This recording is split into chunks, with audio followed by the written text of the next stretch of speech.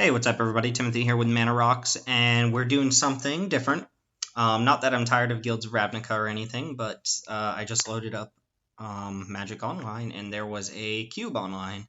This is a core set cube, which I don't really know anything about. I didn't even know it was a thing until I opened up the client, but apparently this is composed entirely of cards from 7th edition all the way through the most recent core set, M19, and I think that includes Origins as well, which is technically a core set. So even though core sets are designed to be a little bit more limited or a little bit simpler, and I typically get tired of core sets after a while, I think a cube composed of like all-star cube or core set cards could be pretty interesting. So we'll see what we get into. Obviously, this I'm jumping right into this. Like literally found out about it 2 or 3 minutes ago, so I don't really know very much about it. Baneslayer Angel, though. It is interesting to see some of these cards where you think to yourself, like, wow, that was in a core set, right? Jace the Living Guild Pact, notably the worst Jace of all time. Liliana, Swamps. This one fetches up Swamps, gives creatures -1 for Swamps. This cheats creatures into play. Seedborn Muse is just a great card altogether. And all these cards at the bottom seem way worse than a Baneslayer Angel. Normally, when I'm playing like Legacy Cube or something, this is the type of card that's really replaceable. But I'm imagining if we're playing cards that aren't just like all-star format defining cards, but rather cards from core sets like Mog Flunkies, that Baneslayer Angel has to be pretty good here. Probably can't go wrong with Planeswalkers either, but I'm going to go and take the big baddie, the Lyra Dawnbreaker, if you will. Languish is kind of nice. Rook Egg, this dies into a 4/4. Moss Diamond as ramp, potentially. Paragons. This leads me to believe there's tokens. This card is really good with tokens. Also, Llanowar Elves. Don't know this one. 4 mana, 5/4. Return a green creature you control to its owner's hand on your upkeep. Languish could be good. I do like having a sweeper, especially when I don't know much about a format. Ogre Battle Driver is pretty strong, too. Definitely don't want Pithing Needle or any of the little weenie creatures, but ramp could probably be a good thing too. I'm going to take a sweeper here until I know a little bit more about what's going on in this format. Archangel of Thune? Is Angels a thing here? Let's see. So Elves looks like a thing. Yeah, here's a Thorn Lieutenant as well. Twincast is kind of cool. Hell's Caretaker is also another really neat kind of reanimator card. Seeing a couple goblins here. Kaboomist is a fun card, but not necessarily great. And there's Aether Adept, which is nice. Might just take Archangel of Thune. Start off this draft with a bunch of 5 mana flyers and a sweeper, and try to keep an eye out for what's open here. Mutavault's kind of cool. I see goblins. I see elves. I don't know. Maybe zombies. This isn't a zombie, right? Just a horror. Possessed Scab is alright. It's kind of a gravedigger that includes instants or sorceries. But we got 2 nice top-end creatures here. Sculpt and Steel, so seeing artifacts. Reprisal kills a big creature. Fleshbag Marauder could be nice. Probably a little bit better in a token deck. Pretty bad against tokens. Also Vampire Nighthawk seems really strong. Addercar Wastes. Couple aggro cards. Remember Stoke the Flames and Khans of Tarkir limited, or not limited, but standard. That card was busted. So I think my pick's between Nighthawk or Fleshbag Marauder, although picking 2 5-drops doesn't really lead to a deck where Fleshbag Marauder is great, so let's just take Nighthawk here. Brittle Effigy I don't like. Fallen Angel is decent. Pelakka Wurm. Your rare Pelakka Wurm. Here's a Macabre Waltz and -1/-1 for each swamp you control, so I'm guessing Mono Swamps is a subtype here. Also seeing Enchantresses, which is kind of interesting. Don't really think I want Brittle Effigy, but it does exile any creature, right? Might just take Macabre Waltz here. Wow, Stormtide Leviathan. Actually brings back memories of a M15 draft where I beat 2 Soul of New Phyrexias by having a Stormtide Leviathan in my deck. Mind Slicer, when it dies, everybody discards their hand. Some blue control cards, Rise from the Grave. Bad Mana Fixer. Here's another Life Gain Matters card. Right now I have 3 cards that care about gaining life. This is another expensive card, but if I can play kind of like control big things, that's fine. Mind Slicer, I don't really love the idea of Mind Slicer here. Yeah, we'll keep an eye out for these life gain matters cards. Liliana's Contract, Zombify, and then a bunch of blue-black cards. I used to own a Spiketail Hatchling. Used to be one of the first cards I ever owned. I'm going to take Liliana's Contract, though. Plays nice with life gain, despite having way too many expensive cards. Alright, here's a card that could potentially gain life, although it is a swamp-heavy card. Also, Wrath of God. Do I need another sweeper in my deck? Probably not. I'll take Tendrils of Corruption. See if we want to end up being a heavy black deck. Bloodseeker makes my opponent lose life whenever a creature enters their side of the battlefield. There's also Raise Dead, which looks kind of weak. Squeeze Interest in. And then some blue card, or rather, what are these called? Green cards. Might actually just take the Mana Fixer here. I don't think I want Bloodseeker. In case white doesn't pan out, I could see shifting in the black with what I have right now. The Liliana did not wheel, though. Maybe the Quag Sickness wheels. Oh, a bunch of red cards here. I like Rook Egg. Plays very nicely with Languish. Doesn't really play too nicely with much else of what we got going on here. Chromatic Star's kind of whatever. And I don't... Well, I could take Pithing Needle as a sideboard card against Planeswalkers, but I'll take the egg. It's basically just a big dragon egg. Excuse me. Costs 1 more mana, has 1 more toughness, but it makes a bigger dude when it dies. I'm liking what I'm seeing so far.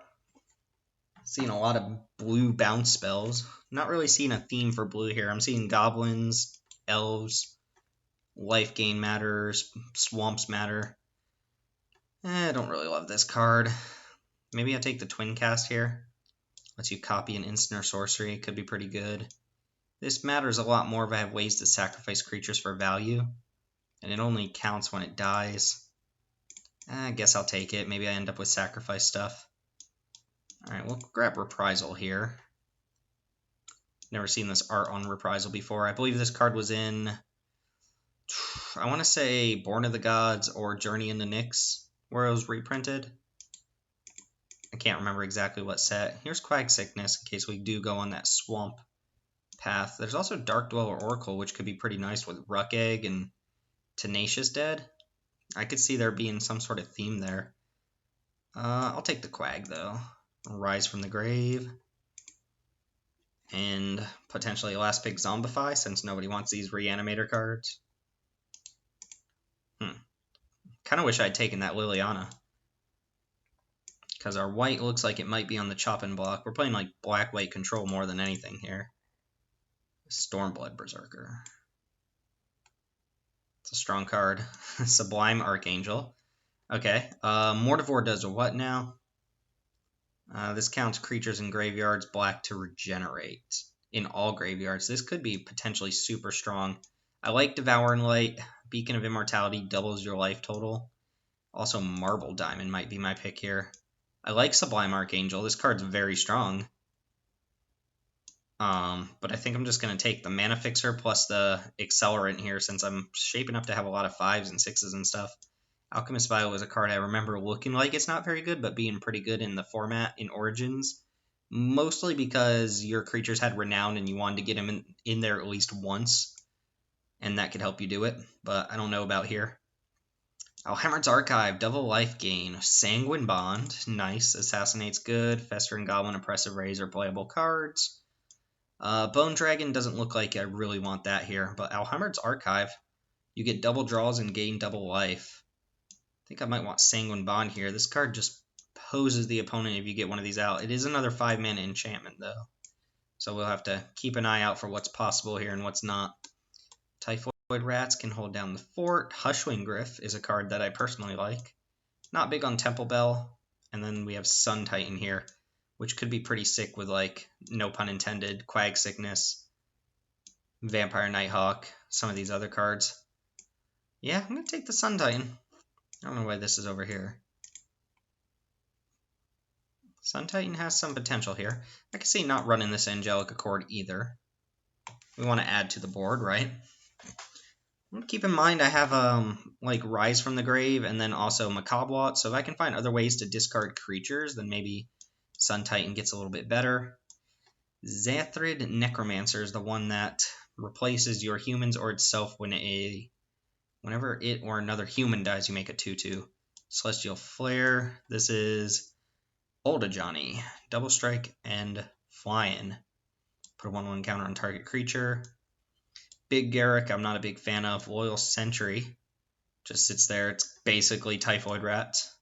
And then Scuttle and Doom Engine's a pet card of mine, but probably not what I want here. I don't think I'm looking at another 6-drop. So I could see a Johnny, or probably just this thing, right? This is pretty good with Sun Titan. If we end up with anything that wants us to sacrifice creatures, I could see the Necromancer being decent. Don't know that we have any other humans laying around here, but might want us to prioritize a couple more. I don't think that pack was particularly strong for us. Consider these life gain cards when we're done with the draft. Right now we only have like 2 or 3 ways to actually gain life. So it doesn't look like that's coming together. But if we can just play like Black-White Control with some top-end creatures, that'd be pretty nice. Demonic Pact. Coat of Arms. This card is absolutely insane. This is one of my least favorite cards in Paper because it requires you to keep track of all creature types of every creature on board, and you have to do this ridiculous math. Like, really stupid math. I hate it. Where, you know, like, this alone is Goblin Warrior, so it gets +1 for each other Goblin and then +1 for each other Warrior. And if that ever changes, so the math on it changes too. Don't think I want Crusader, so I'm between Topin Freeblade or Raise the Alarm. I'm going to take Topin Freeblade, though. This card was a common. Remember that this was reprinted in Iconic Masters as an uncommon for a reason, because this card was absolutely ridiculous in the format in Origins. This kills a tapped creature, I believe. Again, it has Flash if you have Spell Mastery. Another enchantment card. Corrupt, another swamp card. What's the difference here? Where X is the number of swamps you control. Target creature. So Corrupt can hit players is really the only difference. Triskelion. Kind of neat. Gideon Jura is a nice little control card. I think I'm going to take Gid. We'll take the Gid. Ooh, Serra Ascendant. A Spectra Ward. Spectra Ward's insane. I don't know this one. The next 2 damage that a source of your choice would deal to you or permanent you control is dealt to any target instead. I can see that being nice. There are a lot of really good cards in this pack for us. Geez, everything except for the blue-red card and the Gilded Lotus. Something I'm interested in. I don't think I really want Serra Ascendant, though. Spectra Ward is absolutely busted. I don't have a lot of creatures. I could see just taking Phyrexian Rager here. Just have another creature. I might wheel this Serra Ascendant if people aren't really into a life gain deck. This fetches equipment, right? Yeah, that seems pretty bad. Revoker, Evolving Wilds. Don't think I need Evolving Wilds here. I'll take Revoker as a sideboard card. Archangel came back. Mortivor's here. I don't really want the Vial. Yeah, okay. Sublime Archangel it is. Alhammer's Archive. I don't think I actually want the Archive just because I'm stocked up on 5-drops, so I think I want Assassinate or Festering Goblin. This only kills a tapped creature. I'll take Assassinate. It's like a slow, pretty bad murder. But if it gets the job done, then I'm happy with it.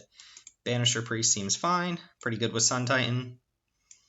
Although I do think effects like this are extremely overrated on creatures, since they tend to equate to a 0 for 1 or 1 for 1. Even though the creature itself is 2 for 1, your opponent gets their card back. I guess Loyal Sentry for the sideboard. I don't really want the double white situational destroy spell. This could be really good if there's like a hexproof thing or something, but I guess Loyal Sentry deals with it just about as well. Yeah, I don't know about this whole you lose the game card, and I do not want Coat of Arms. So I guess I'll take Crusader, which not particularly great here. And let's see if we get something out of this last pack. Yeah, I'll play Ulcerate. Just kind of a black bolt, but you lose 3 life, which seems fair. Alright, so we have Good Chandra, Platinum Angel, Grand Abolisher is a card I tend to like, Consume Spirit, weird mana cost, X damage to any target you gain X life, Soul Warden, Mana Fixer, which I might not necessarily need. I do like me a Grand Abolisher. This card plays extremely well against basically every kind of deck. It just means all of their instant speed stuff is sorcery speed only. It's Graveyard Matters card. Condemn is okay. The Great Sable Stag. Pretty good against my deck. Yeah, I'm hoping to wheel like maybe Consume Spirit or Soul Warden, but I think I'm going to take Grand Abolisher here. I just like playing with this card. Invoke the Divine for the sideboard. Demon of Catastrophes, a Leonin War Leader. Ooh, Covenant of Blood's a card I like. It's like a War Leader's Helix, basically, but with Convoke. Not that we're a heavy creature deck or anything. I don't think I want Demon. I've got enough top-end big boys as it is. I don't really want this, but this more or less confirms the white weenie strategy. This card's cool. I can see taking Darksteel Ingot just because I have a bunch of 5-drops. I'm not splashing anything, though. And how likely am I get this back? Yeah, I'm going to take Covenant, maybe wheel that Darksteel Ingot. Cleansing Nova. I like Fiend Slayer Paladin. I like Knight of the White Orchid, and I like Murder. I think I'm just going to take Murder. I have a lot of double black, double white cards. These are all three of my possible options here, double black, double white. Big Nicol Bolas. Here's another reanimation card. This is just way better than Rise from the Grave for what it's worth. It can get a creature out of your opponent's graveyard, and it also can target artifacts if that matters. Pyrotechnics is busted. Shadowborn Demon, destroy target non-demon. Alright, I'm going to run that over Rise from the Grave. Ooh, Sorin Markov, Zombie Infestation. Triplicate Spirits is another busted card. Sisay's Ring makes me question why Sol Ring exists. This is the fixed, but fixed beyond playable Sol Ring. Might of Oaks. Target creature gets +7/+7. What? Johnny Steadfast. First strike, Vigilance, Lifelink. That's pretty strong. 1/1 counter on each creature you control. Yeah, I remember this card. I remember beating the ult in a game of Commander once. It's also Sorin Markov, just another expensive 6-drop. I think I'm going to go ahead and take a Johnny Steadfast here over like Triplicate Spirits. Ooh, Druidic Satchel. Hypnotic Spectre. What is True Believer? You have Shroud. I've never seen this card in my life. What a ridiculous looking card.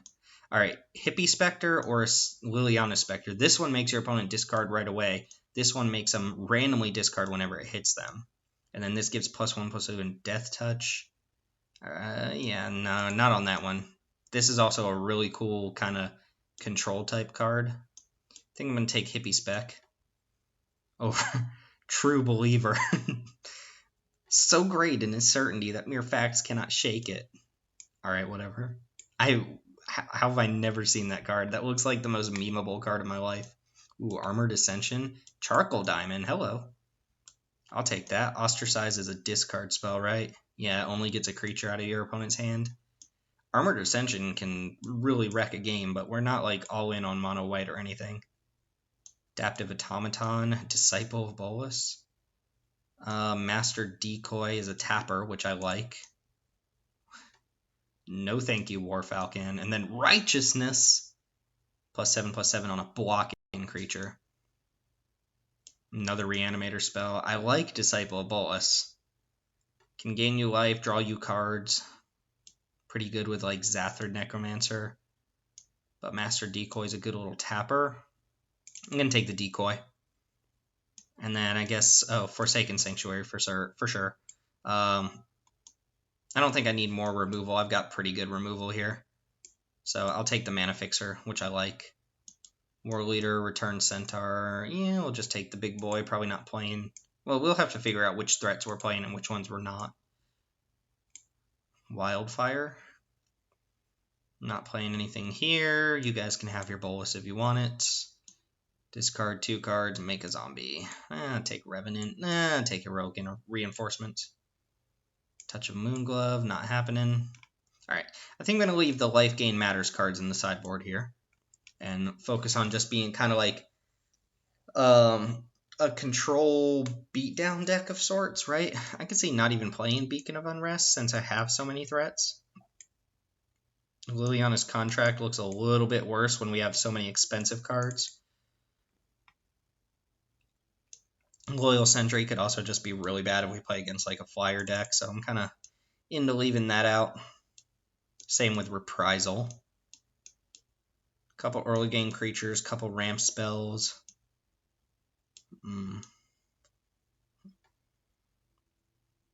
Murder, Spectre. Probably end up cutting a couple of these 4-drops here. We're gonna have to add.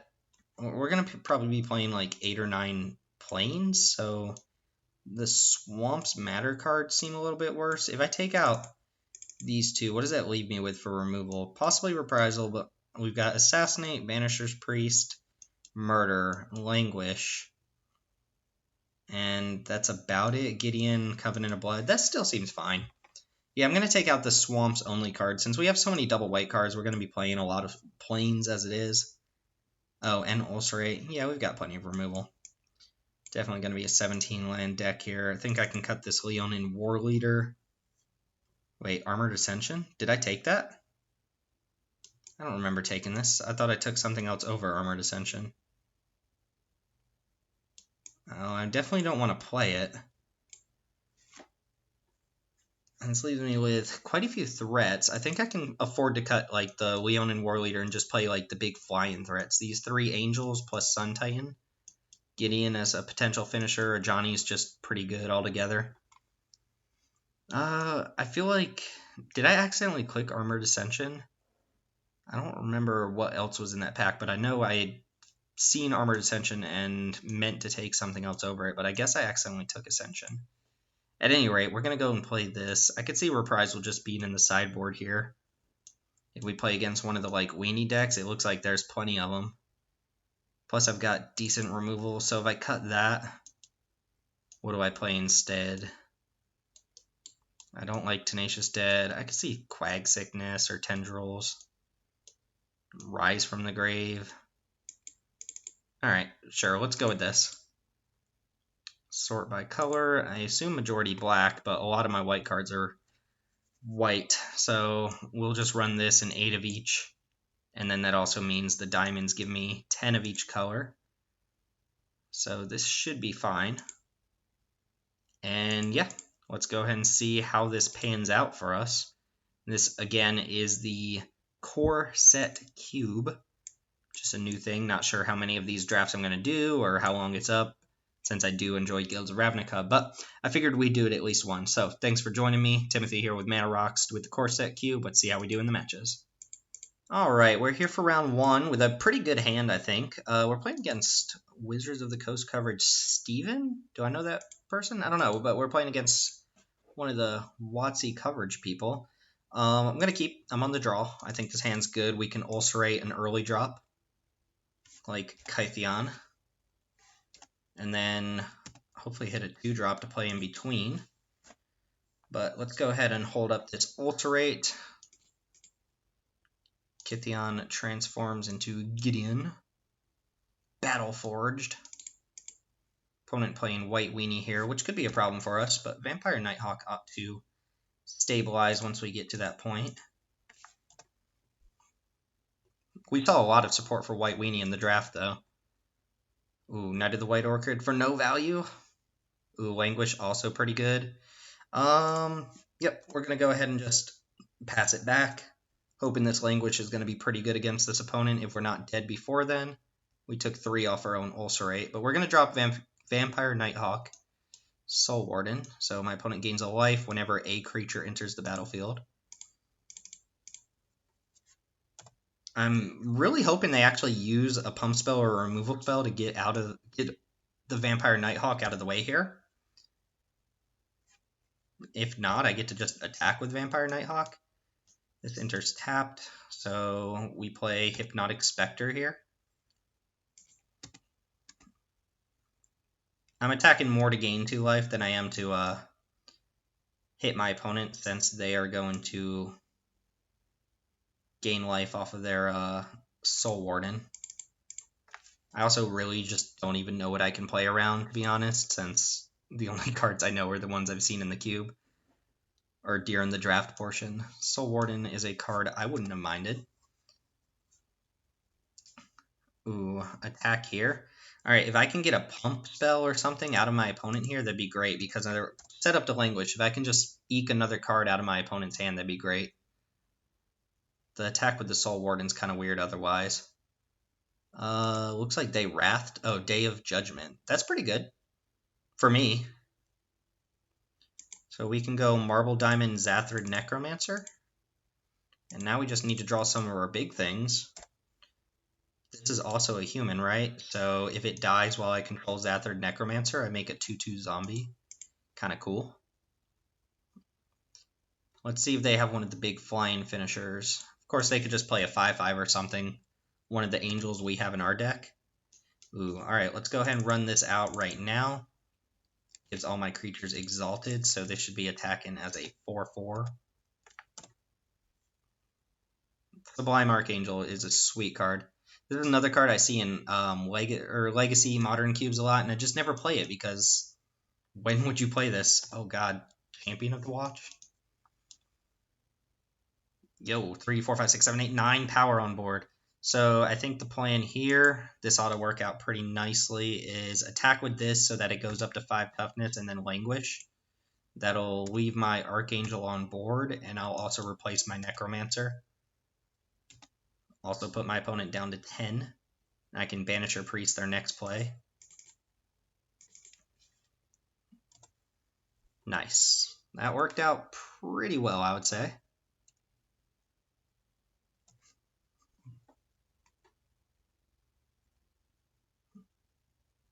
Uh-oh, another Wrath. Blinding Angel. Whenever it deals combat damage to a player, that player skips their next combat. What? What is that garbage? Alright, let's just Banisher Priest that bad boy.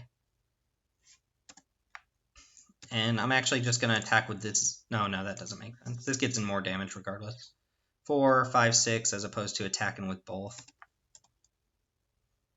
I guess I should attack with both there. Oh no, it's 7, right. Yeah, I get more damage in by attacking with just Sublime Archangel. See what the opponent can do here. They're on 3. Alright, we got it. So against White Weenie, but they were also playing a sweeper.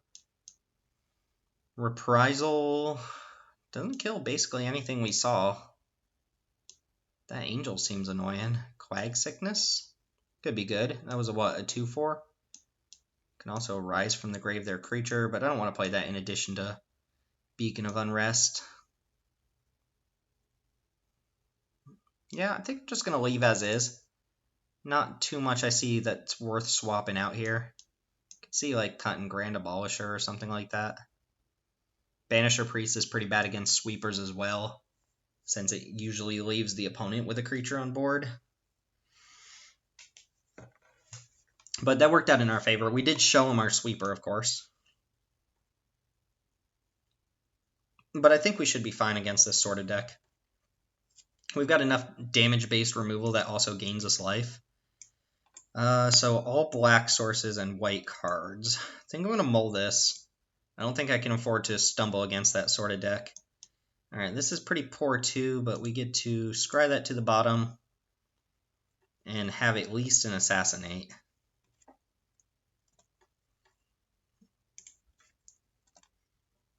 Yeah, no white sources here. Not good for me.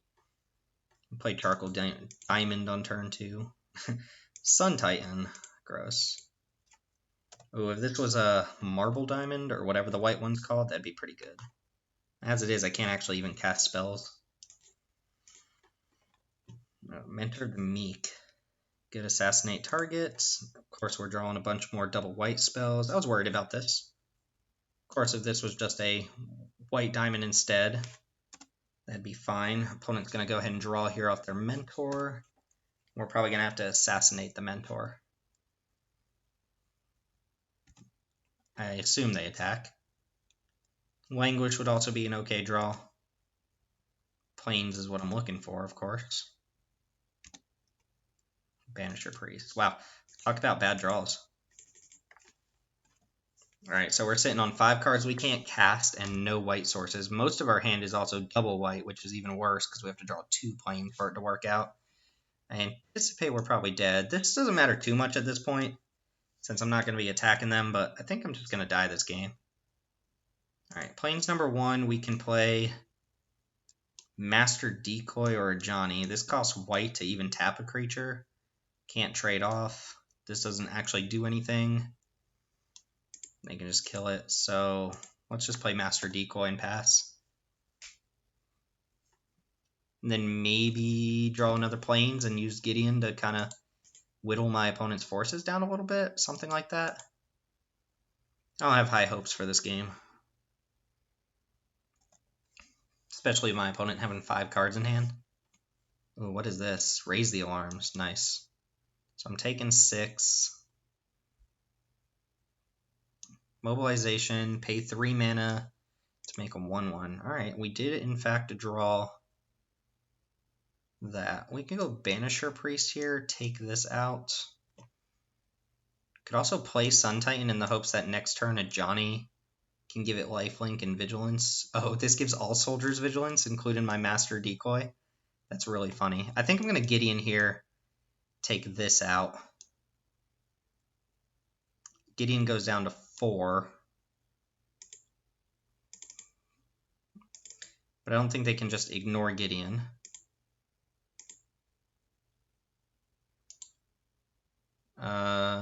I could also make everything attack Gideon.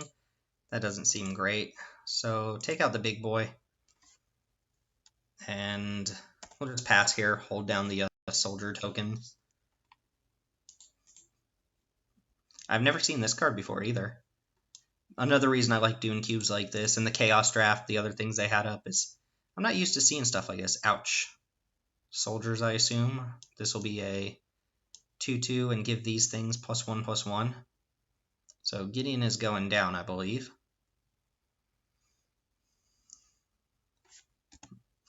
The problem with the Ajani Sun Titan plan is that the Angel does stop that, doesn't it?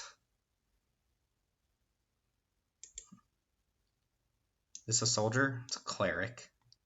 So if I play Sun Titan, they hit me with this, I just skip my combat phase. So I think I have to Banisher Priest this Angel and then take 6 and hope that Sun Titan's good enough. Sun Titan doesn't have any targets to get back. Could also play Ajani here, plus it, attack for 2. That seems pretty bad.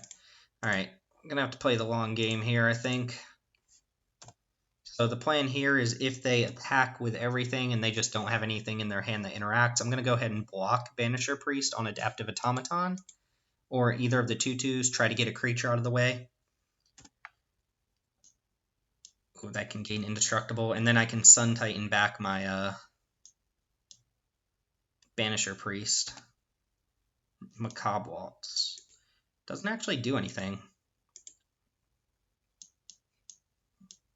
This can gain Indestructible for 3 mana. Alright, Sun Titan it is. Yeah, we're going to have to hope Ajani's pretty good here. Next turn I can go Ajani plus tap some creatures, though. So let's hope we get through this turn. They're going to pump out a soldier here.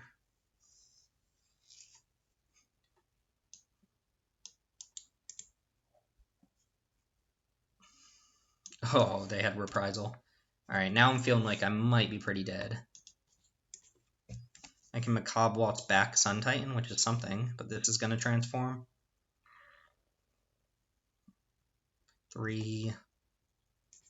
So block here to preserve damage, go down to 6.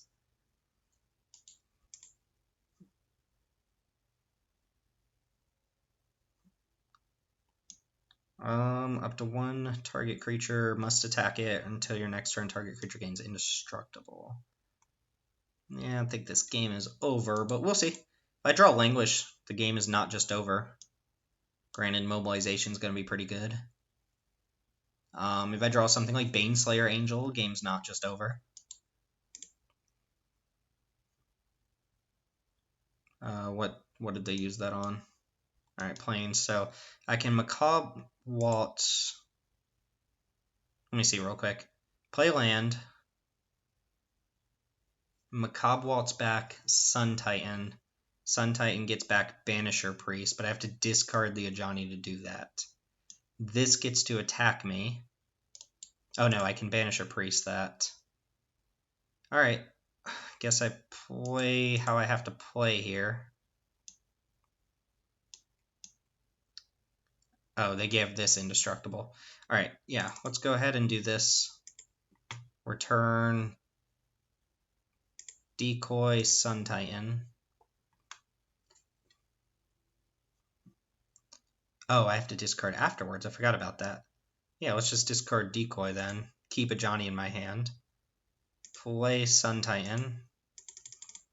I don't know why I was thinking it's an additional cost to do that. Actually, oh no, it gets Banisher Priest will just have to block.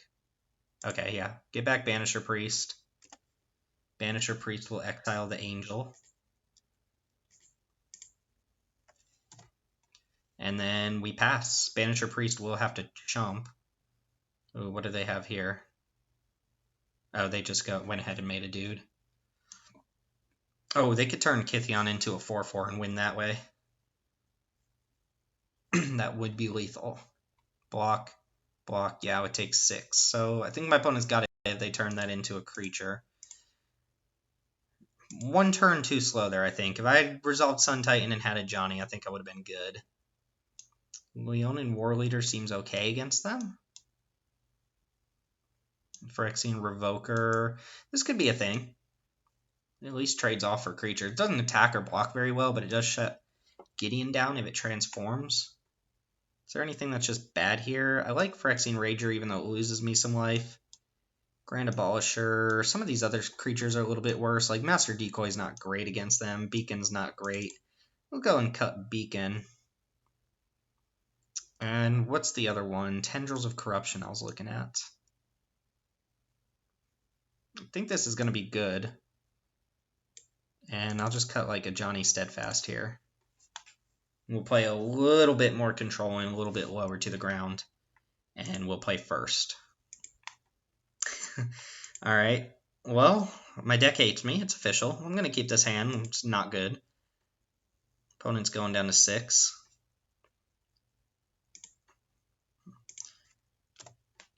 Yep. So last game we kept the all-white hand with all swamps. There we go. There we go. That's something. I just need to draw another one. This turn we kept the all-black hand with all plains. Their scry doesn't even matter too much. They did scry to the bottom for what it's worth. Alright, Sublime Archangel. Strong card. We'll go and play it. Keep in mind our opponent has Reprisal in their deck. Ooh, opponent got us with the Knight of the White Orchid. So they're going to go and fetch up a Plains and then play a Plains from their hand. Using the Knight to ramp. Oh, they didn't have a Plains in their hand. Here's a choice. Do we play Charcoal Diamond so we can play Baneslayer Angel and Murder, or do we just play Sublime? I think we just play Sublime Archangel. We could also just naturally draw a land next turn.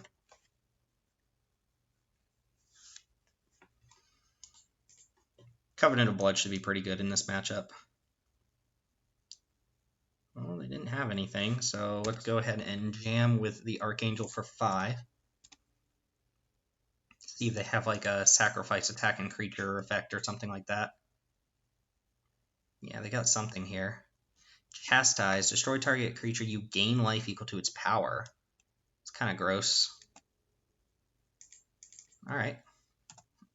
Well, they gained 5 instead of taking 5. That was not the plan. I think I'm going to play Hypnotic Spectre first.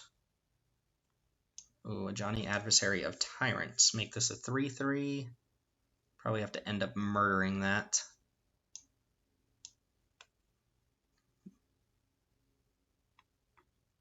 Topin Freeblade. So we can go Freeblade plus Murder. Or we could just play Baneslayer and hope they don't have another significant answer. We could also play Hypnotic Spectre, Topin Freeblade. I like the Hypnotic Spectre Freeblade playing here. Just put multiple creatures, gives us access to Covenant of Blood if we really need it. Makes Sun Titan a little bit better if they kill one of these. They're down to 4 cards. This is a knight for what it's worth. Never seen Chastise before. Seems pretty good. Alright, Hieromancer's Cage gonna take out Hippie Spec.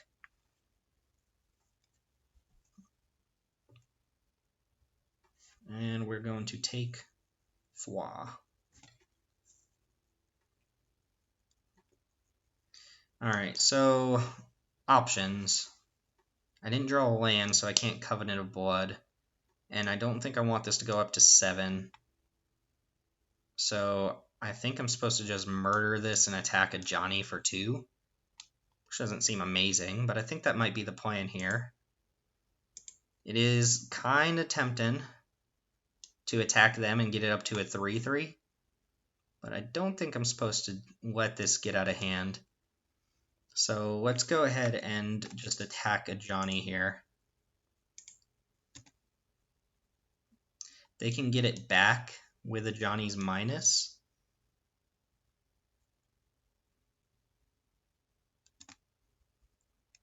Which I think I'd be fine with. I really want to play Baneslayer, but if they have Reprisal, that goes so poorly. So I think I'm just going to go ahead and pass. Baneslayer is the highest upside, right? They've already used 2 removal spells. We only know that they have at least 1 more that can deal with it. Alright, I'm going to play Baneslayer. This could go poorly. They didn't... I think Reprisal is an instant, and it's 2 mana, so I don't think they have that. They could easily have like a pacifism type effect or something for Baneslayer. Alright, so plus in on Knight. No shame. Oh, I guess they could have Day of Judgment? I forgot they had the Sweeper too, right? Yep, that is what they have. Ugh, really needed Sun Titan there. Let's go Rager. Hope to hit another land drop, and then Sun Titan. Or not Sun Titan, but oh, I can't play Abolisher. I tapped poorly for that. Well, Decoy it is then. Still a chance my opponent just minuses their Johnny here to get back their Knight of the White Orchid. If they don't have any good creatures in hand, that's probably what they end up doing. Johnny Goldmane. So a Johnny Beatdown is the plan. They do get back Knight of the White Orchid.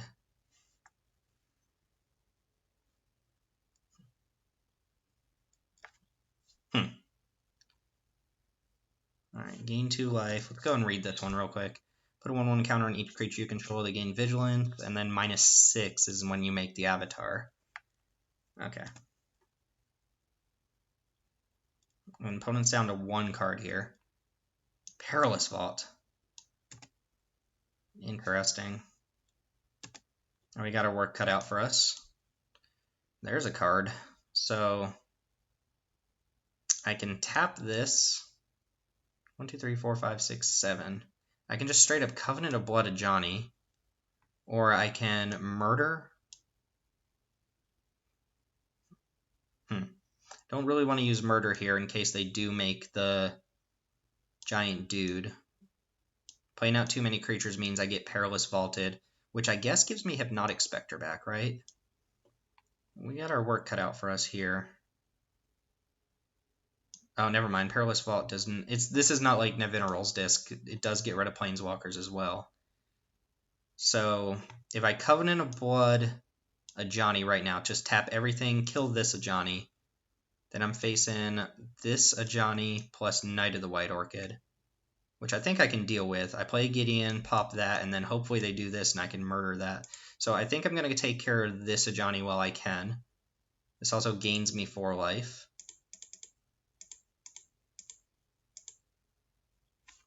Leaves me tapped out for a turn, but my opponent's top decking. I also have Master Decoy to deal with this. We'll see. I want to save Sun Titan until after this Perilous Vault if I can afford to do so. Just a little bit too much value. Okay, so they plus to gain some life. They did not attack. Smart. and they drew Pariah. All damage that would be dealt to you is dealt to enchanted creature instead. Interesting. So I can tap this and attack Ajani. Play Grand Abolisher. Or I could just play Gideon, force this to attack. Yeah, I like this plan. This says you, right? Not planeswalkers you control. So let's go ahead and tap Knight of the White Orchid. Keep Ajani off ult here. Kind of want them to ult. Oh, I can play Gideon and just -2 and kill this thing. Ooh, one thing my opponent can do here, which I think they probably will, is they can activate this -6, put it on the stack, and then activate this in response. I'm going to entice them to do this.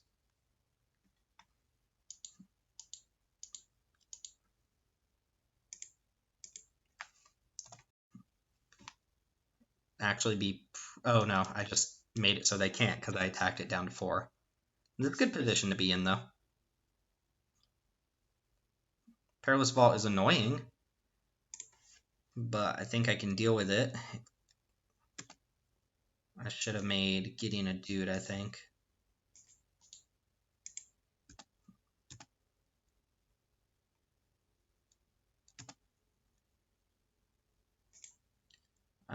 Sure.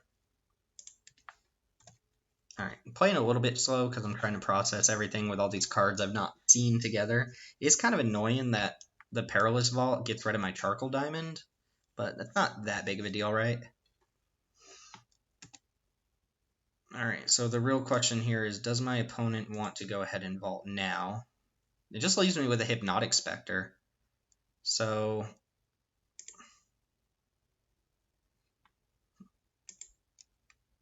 I'm going to play Abolisher first. That way they can't activate Vault unless they want to. They have to either use Vault now or use it on their own turn, which means they got to use mana on their own turn, which is pretty significant with a 5 mana investment here. Otherwise, if Abolisher resolves, then I'm killing Ajani, dealing some amount of damage to them. So I believe if I attack these two and then just attack my opponent with Gideon, that the 3 damage should still be dealt to Ajani, even though the damage dealt to them will be redirected to the Master Decoy. So Ajani should die, they should not take any combat damage. Yep. That's what happened, and we'll go ahead and see if you want a Perilous Vault. Leave me with a Hypnotic Spectre.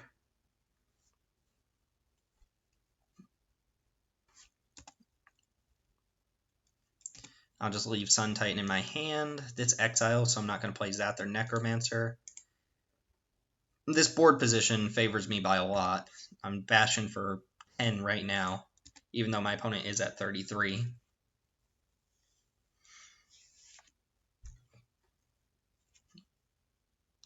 And yeah, alright, here comes the vaults. And we're going to be left with a Hypnotic Spectre, though. And we have a Sun Titan coming down.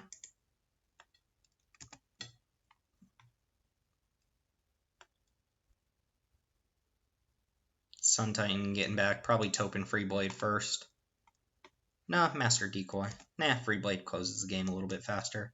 Alright, let's go ahead and smack with Hypnotic Spectre first. This gets a card out of their hand randomly when it hits them. Or if they use a spell to kill it, I just get it back with Sun Titan. Oh, they're using something. Harm's Way, so this is the thing that prevents 2 damage dealt to them and makes it hit itself. I think this person might have been in the same draft as us. Alright, so Hypnotic Spectre hits itself like a boss. And then we play Sun Titan, get back Hypnotic Spectre. The result is the same. My opponent just has 2 more life than they would have otherwise. Let's get back Spectre. And we'll pass. Game's not over yet, but I'm feeling pretty good about it. They do have to kind of kill Sun Titan right away. Ooh, this stupid angel thing. and Crusader. That's not going to save them. They did play out their hand, though. Do I play Murder? No, I like saving Murder here. Let's go and play Banisher Priest. This also shrinks this down to a 1/1. And we get Master Decoy back here. I think that's a little bit better than Topin Freeblade at this point.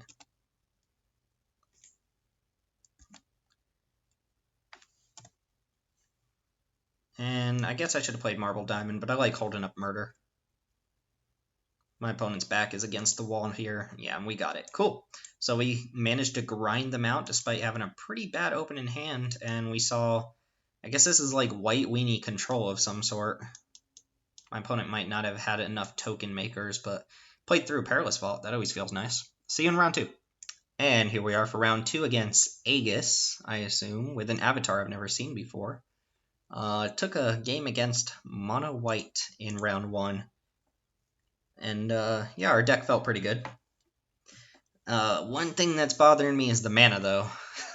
We have so many double black and double white cards and only a couple ways to guarantee that we have that mana. We only have one land that taps for both. And outside of that, we have the 2 diamonds, but that may or may not be enough. On the draw, I think I'd prefer to be on the draw with my deck. I'm not an aggro deck. I want to make sure I have plenty of lands, make sure I'm hitting my land drops. And honestly, I don't really know what to expect. Alright, any hand with 3 lands and a Phyrexian Rager is kind of okay with me. Not a great hand. I'm glad to see Island and not like Mountain or something like that. And Hippie Spec. Do like me a Hypnotic Spectre. Don't like getting hit by a Hypnotic Spectre. Covenant of Blood, not looking too great. That's probably a little bit worse against the blue deck, right? Also don't really know what kind of counter magic to kind of play around here. Aviation Pioneer. So this is indication that there's definitely an artifact deck of some sort. Hypnotic Spectre, higher upside than Phyrexian Rager. Cool thing about Rager is it's good no matter when you play it. You don't have to play it on turn 3. Spectre just has the chance of, even though people auto-kill Spectre when they can, it has the chance to just be able to not be dealt with. Claustrophobia is a decent answer to it. Gideon. Alright, so we can't go Charcoal Diamond plus Rager, but we could just play Phyrexian Rager here. Hoping to draw a white source, obviously. Not quite a white source.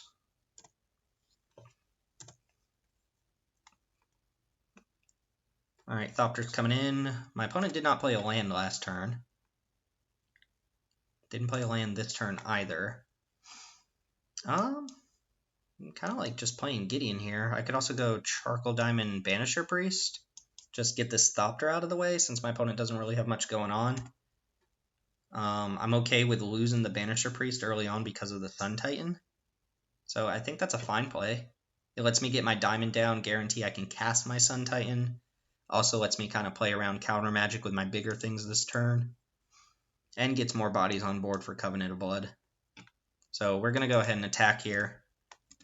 Not playing around any flash creatures. Block. Interesting. What does that mean? They're going to bounce. Oh, Quickling. Okay, so they get to bounce one of their own creatures back to their hand. That's pretty nice. And that's a 2/2 flyer. I love this card in M15. I don't think people generally liked it, to be honest. Banisher Priest on Quickling is a little bit interesting, but I still think I'm probably just going to take out this stupid Thopter. So we'll go Charcoal Diamond. Oh, I mean declare blockers. Yeah, let's not pay mana deer and declare blockers. The problem with Banisher Priest and Quickling is they could use that to their advantage to rebuy their stupid thing again. And if I give them another Thopter, then that's fine.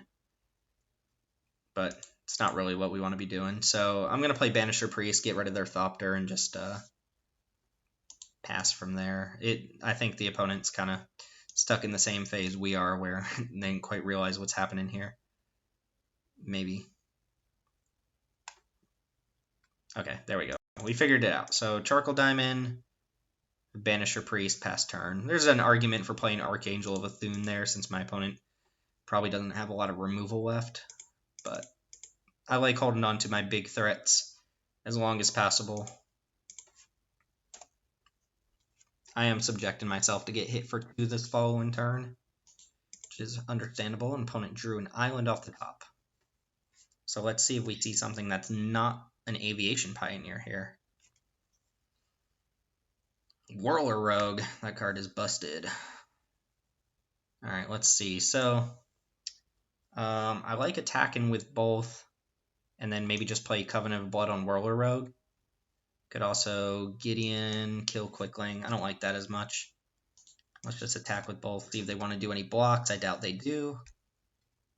They're ahead in the life total. We'll just go ahead and blast this card.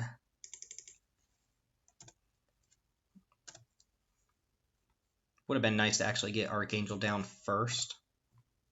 Alright, so opponent drew another blue source. They've got a pretty decent little air army coming at us. And 5-drop. Ooh, Soulblade Djinn. Whenever you cast a non-creature, all of your creatures get +1/+1. Kind of a messed up card there. Gideon, pop this, I suppose. Or I could just play Archangel here.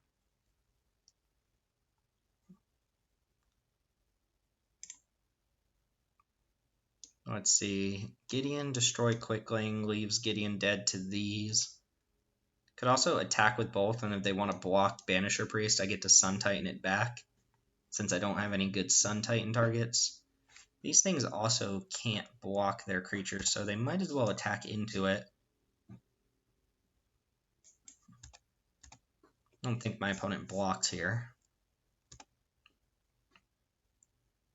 Alright, kind of like going Gideon Quickling, but I'm going to play Archangel. I would rather Gideon come down and kill Soulblade Djinn if possible, but if they just rally off a bunch of spells here, I'm in trouble. Like, even a bounce spell is 4, 5, 6, 7, 8, 9, 10, 11, 12. They only need, like, 1 spell to deal with this, 1 other spell, and I'm dead this turn.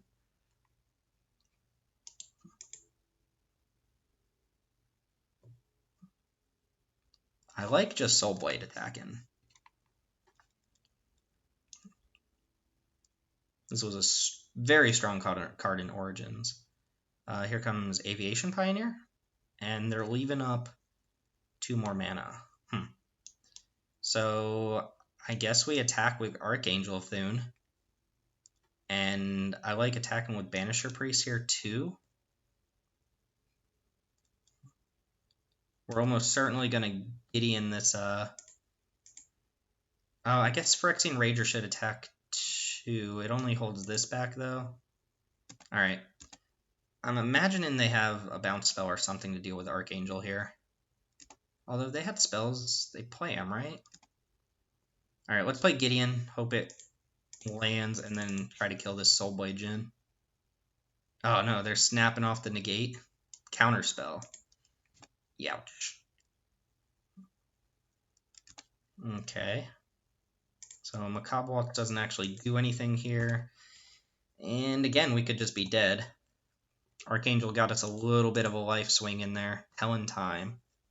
5, 6, 7, 8, 9, 10, 11, 12, 13, 14. We're actually just dead. 8, 9, 10, 11, 12, 13, 14. Yeah, Soulblade Djinn did it. Gross. Couldn't have played around Counterspell there, though. Reprisal. Only for Soulblade Djinn I don't like. I like the Tendrils, though. I kind of like the Quag Sickness.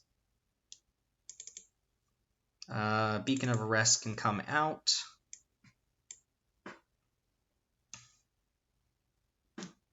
Johnny Steadfast can come out. Although on the play, Johnny's pretty good. Planeswalker's just generally a little bit worse against armies of tokens, as it were. Yeah, I'll play first.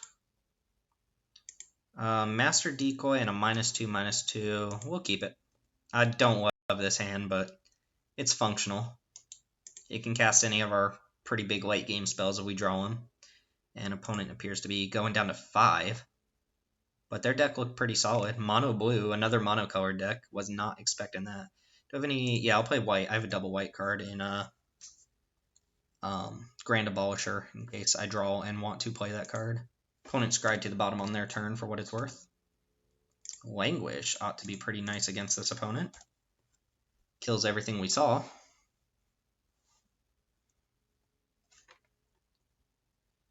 Alright, we'll go ahead and just jam. I should be playing out Mountains first for the Quag Sickness. Mutavault. Nice, that can become a Thopter. Ooh, I like Zathar Necromancer. This is a human.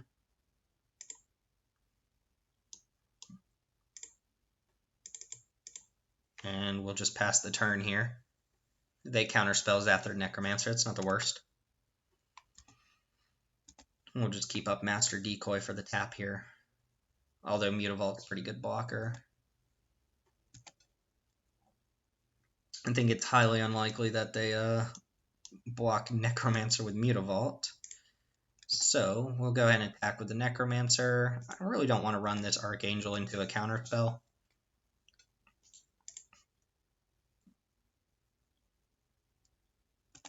So I'm just going to pass.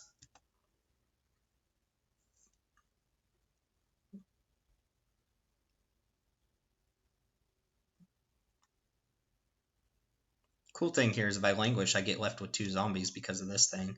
It's kind of cool. And I can use Quag Sickness as single target removal for a smaller creature. Yeah, Exclusion Mage isn't that bad. Bounce the Necromancer. That makes sense. Conveniently keeping up double blue instead of the Mutavault activation. Very telling. See if they want to counterspell a Zathar Necromancer. They do. I'm fine with this, okay. I'm fine with this. I don't think I'm going to Quag Sickness that. I think I'd rather wait to Languish and then start dropping my late game creatures here. They didn't even bother attacking.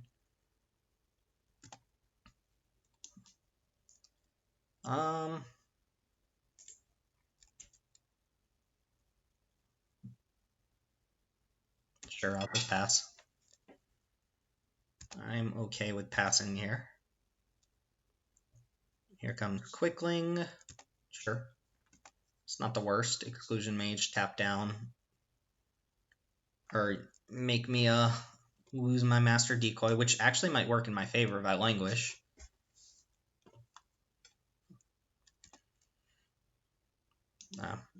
I'm a bad tapper. Taking 2 damage for no reason here. See if they cast Exclusion. No, this is something else. Sure. So their hand is Whirler Rogue, Whirler Rogue, or Exclusion Mage plus 1 other card. Alright, so I kind of like going just Sublime Archangel. Make him use a spell here. Keep up Master Decoy. This can attack right now, but I'd rather tap down Quickling. They can make a creature unblockable with Whirler Rogue too, but I kind of want to get them to use the cards in their hand. Confiscate. You control enchanted permanent. That's really gross, isn't it? Okay, I'm going to take a hit this turn, but I'm going to Languish instead of murdering. So I tap 1 creature, they attack for 2, 3, 4, 5, 6. Or I block, sure. This is fine. I'm going to take 6 here.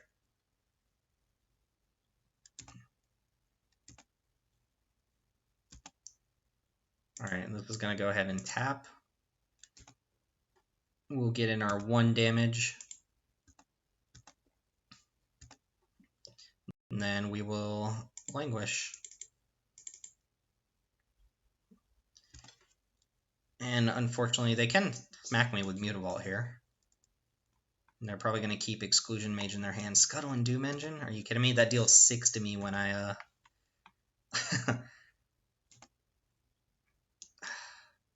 So we know they have Exclusion Mage. I'm 1 off from being able to just play a threat. Yeah, this is kind of gross. I think I have to murder that and then untap, hope to hit a land, and play 2 flying threats. Because this can't be blocked by creatures power 2 or less. If I just play out something like Baneslayer Angel, then they are going to Exclusion Mage it back to my hand. This is not good because I know they have the Exclusion Mage. I really need to draw a land off the top so I can land 2 of these guys. But I think they're gonna, yeah, they're gonna attack me with Mutavault and probably play another threat.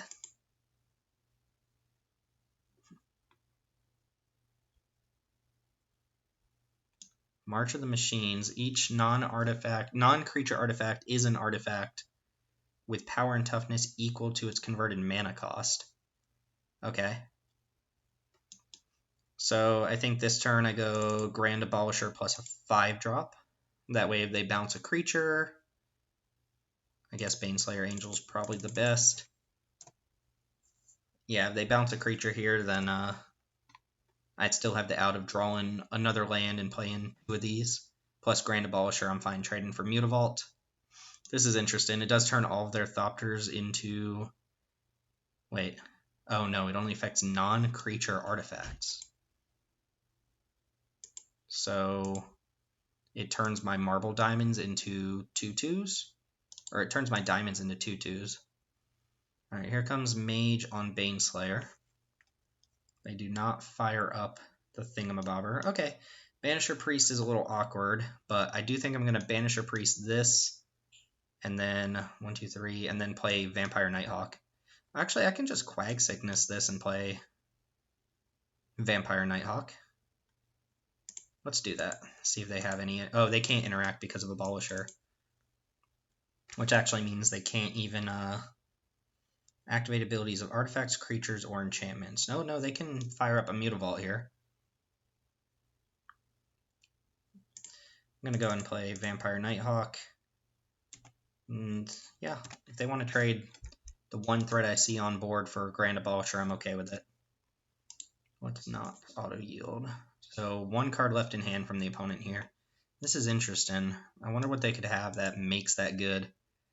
Oh, and they just scoop it up. Darksteel Citadel.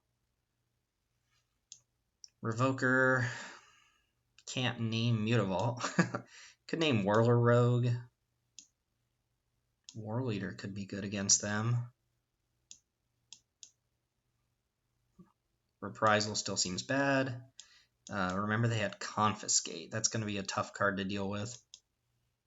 Kind of like just having another kind of splashy big creature.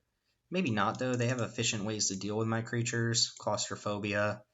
Alright, we'll leave the deck as it currently is. Claustrophobia, Exclusion Mage. I don't want them spending 3 mana to deal with 4 or 5 mana threats. Counterspell is another one. The March of the Machines has me a little worried. But it doesn't affect their Thopters at all. It only affects non-creature artifacts, which I don't think they've shown us. In fact, I think it turns their Darksteel Citadel into a 0/0 and kills it. So, I don't know, a little bit of a non-bo there. Let's see what we got going on the draw.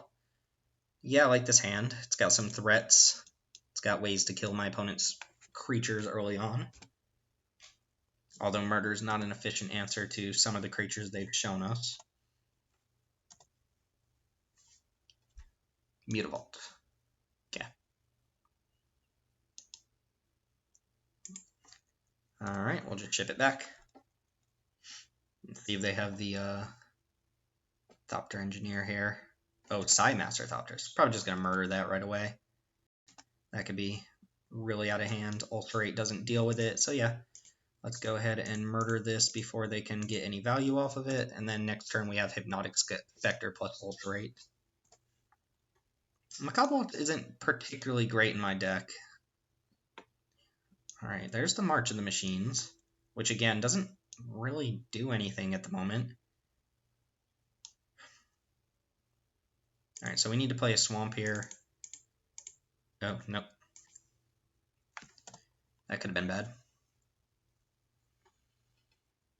I'll happily ulcerate a Mutavault. It's almost like a strip mine. Oh man, if Hypnotic Spectre gets to start hitting them, well, let's try it out.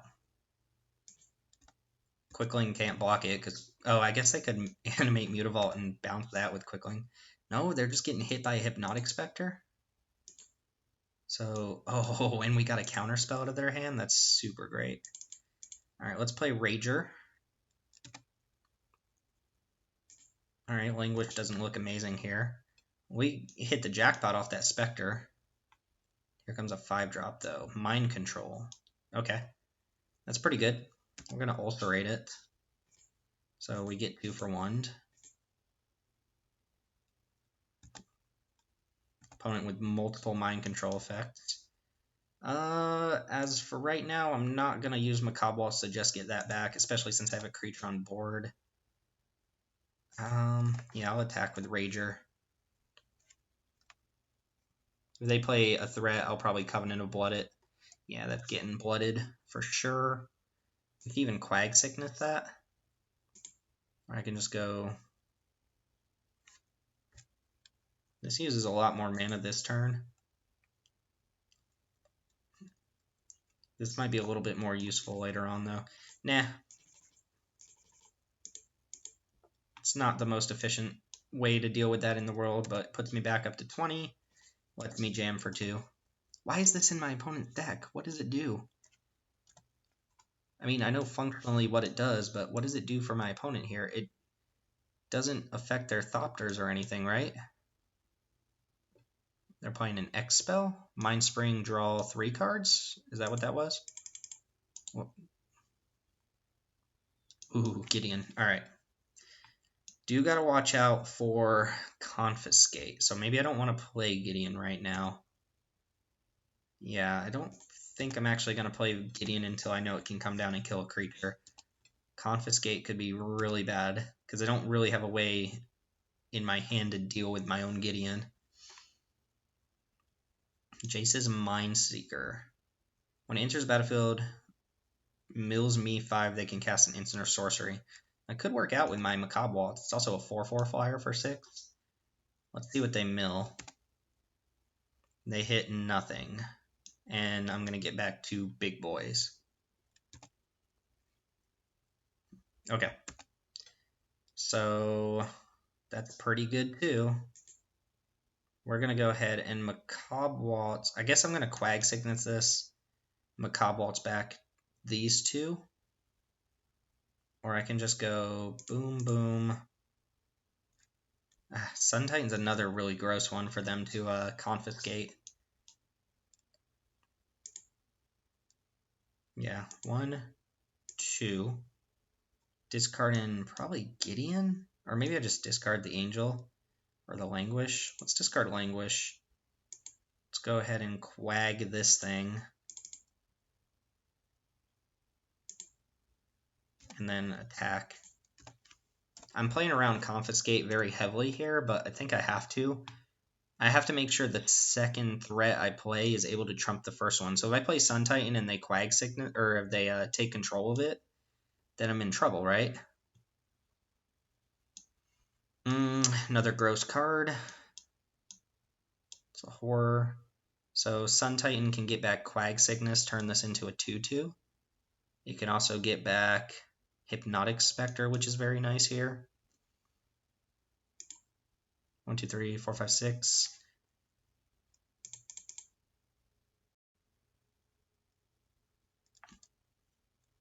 No. I think we're going to play Necromancer plus Baneslayer.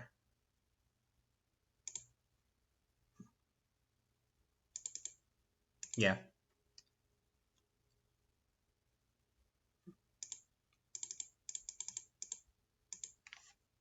Baneslayer should be able to bait out a Confiscate if they have it. And they attack me for 6, that's okay as well.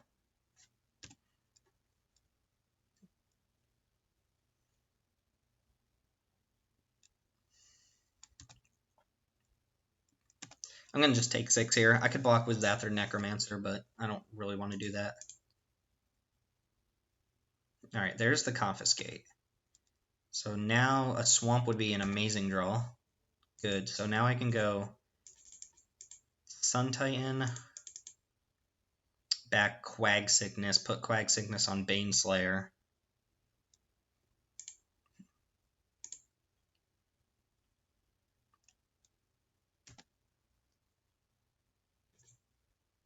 Put that here. That should just die. And I can jam for 4. Is this a... No, it's not a human. Alright. See what the opponent's next answer to Sun Titan is. So we can Gideon Soul of New Phyrexia if it attacks. Assuming they don't leave up the mana for it. And Sun Titan can attack every turn and get back Quag Sickness to kill a creature. It's kind of gross. It attacks and dismembers a creature every turn. Of course, it wouldn't kill Soul of New Phyrexia. Telling time. I like that my opponent's casting that. Using up some of their mana, it means they're probably looking for an answer. So if you don't know, this lets them look at 3, put 1 on top, 1 in their hand, and 1 on the bottom. And wow, this was an uncommon. I think this was in Modern Masters 2, I believe, where I'm pretty sure it was just a common. Cool art. I don't know what set this is originally. Oh, I guess probably from 10th edition, but this might have been a reprint from an older set I just don't know about.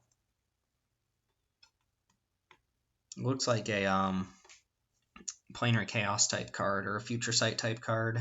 Looks like it has the suspend kind of time aesthetic to it. Alright, so opponent has Exclusion Mage. That's pretty solid. They gonna hit me down to 8 here? They are. And I have 5, 6, 7, 8, 9, 10 mana. Not quite enough to play both. But I think I'm going to be smart and just pop Soul of New Phyrexia here.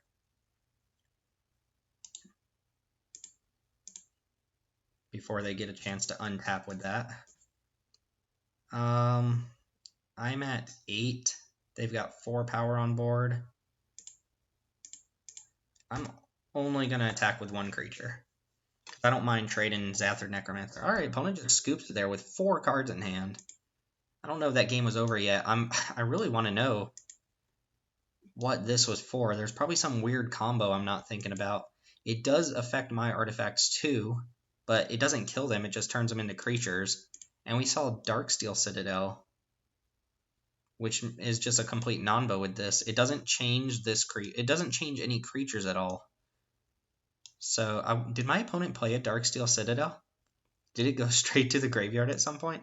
I don't know. Anyway, we're done speculating. Our deck is playing out pretty nicely here, and I'm pretty happy I played around Confiscate there, because if we had played Sun Titan or Gideon first, then most of our other follow-up cards wouldn't have been able to deal with those two. If I had played Sun Titan, they get to grab it, and then Baneslayer's not great against Sun Titan, plus Gideon can't kill Sun Titan because of Vigilance, so that's why I played so heavily around Confiscate, and it worked to our favor. So we're going to the finals. See you there. And we're back for round 3 on the play this time. Ooh, awkward hand. Can't cast much of it, but I'm going to keep. Drawing either a Plains or a Swamp helps us. And we're playing against Deturb. Go and play this Plains since I have the Grand Abolisher in my hand. I wouldn't mind playing that out on turn 2. Can at least play the Master Decoy and see if we're up against another monocolored deck. We played against mono white and mono blue so far. Although I'm really perturbed about the oh, green black. Druid of the Cow. Do I want to murder that, or do I just want to play Marble Diamond? No, I don't really want to. I could play Marble Diamond and tap this on my opponent's upkeep. That doesn't seem too bad.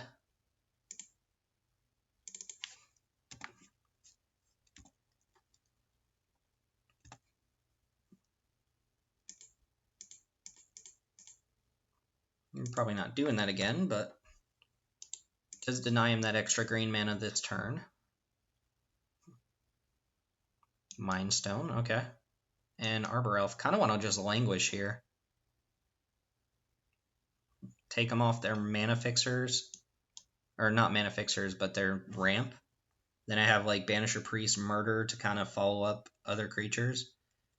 It is a 2 for 2.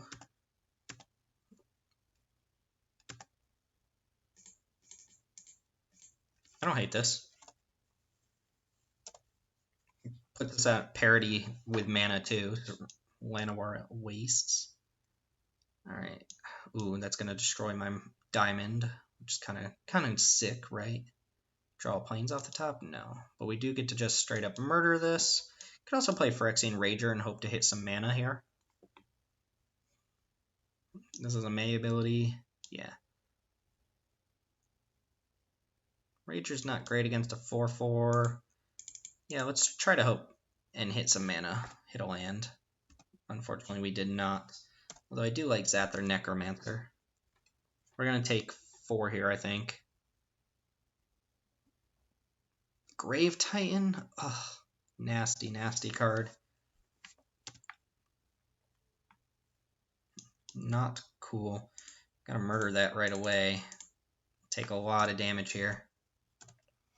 Trade Phyrexian Rager for a zombie and hope they don't have too many other follow-ups here.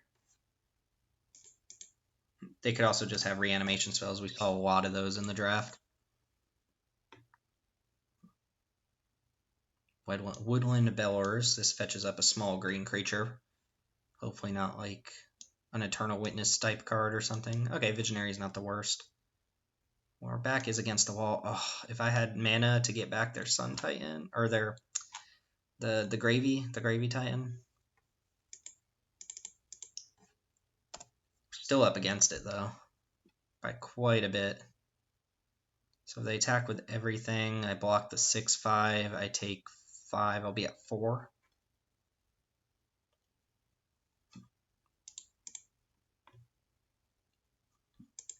We're going to have to definitely think about our sideboard for a matchup like this. Tons of big creatures. We haven't played against that yet. Alright, so can I afford to block this zombie? That puts me up to 11. I take exactly 11. So no, I have to block one of the big creatures. And if I'm going to jump and trade, I might as well block the big one, right? So I'm at 4. My opponent with 4 cards in hand. That Languish did not do the trick. My opponent hitting my diamond really did do the trick. Birds of Paradise. Alright. And a Plains. That's 1 mana closer to hitting this Grave Titan, which might be the key to trying and win in a match like this. So we could play Banisher Priest here, take out Naturalists. It's not too big of a deal if they get that back. And at the very worst, if they get it back on their turn, they won't be able to attack with it. Alternatively, we could just play Necromancer. No, I think we have to... Let me think here. I could take out the zombie token as well, but that leaves me dead to the Naturalist. So, yeah, let's take this out. Hope they don't have too much removal in their 2 cards.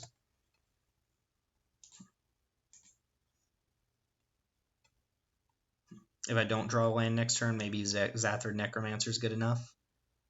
Oh, what is this monstrosity? Ooh. Destroy target creature, gain life equal to its toughness.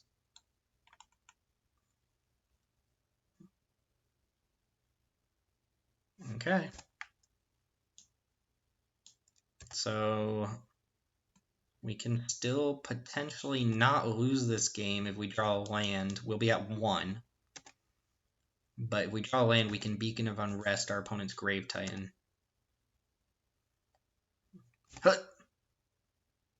Alright, step 1, hit a land. Woodland Bellower? No, we don't have green creatures. Step 2, the opponent needs to not have anything here. Destroy another target Planeswalker, create a 3/3 Death Touch. Okay, so back to the opponent. They have 3 cards in hand. Any removal spell kills us. That's also pretty good. I think I have to attack with Grave Titan. What is this? Genesis Hydra for 6? Opponent's just crushing us. They're going to get Acidic Slime. They I can't get Hell's Caretaker, right? Yeah. I don't think they can get yeah, Acidic Slime taking out a mountain. Oh my god, go away. I think we're gonna lose this game, boys. Don't even know what I could draw here. Rajani. Assassinate. That doesn't do it, does it? So if I attack here, make 2 zombies, then I can block 1, 2, 3, 4 things. Zathrid Necromancer lets me block a 5th thing. 1, 2, 3, 4, 5, 6. I have to be able to block 6, so yeah, this game is over. And we will see if we have ways to deal with small creatures, because I feel like we can win a game like this if we take out our opponent's little creatures, but maybe not. I kind of want Rise from the Grave. Yeah, Quag Sickness seems decent. Reprisal seems pretty good. Loyal Sentry also seems like it'd probably be pretty good, and Revoker are things I'm considering. Kind of like the Archangel, but I might take out some of these dorkier things here. Covenant of Blood. It's actually probably not that good. It kills the small creatures, but it doesn't kill the big ones.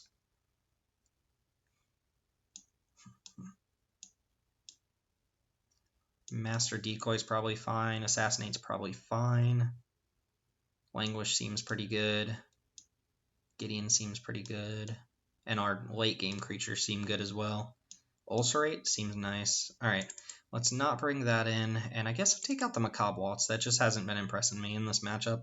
Or in these games. And see if we can steal this one from the opponent. I would love to play first. Slow hand. Turn 3, very nice curve though. Like, geez, if our opponent doesn't get off to an extremely fast start, this could be really good. And naturally, drawing a 2-drop or like an Ulcerate or something would be fantastic here. They do have the 1-drop. Alright, see if they can get ahead of us. Alright, I like that they're not ramping into a 3-drop here. Means I get to banish or priest this Arbor Elf.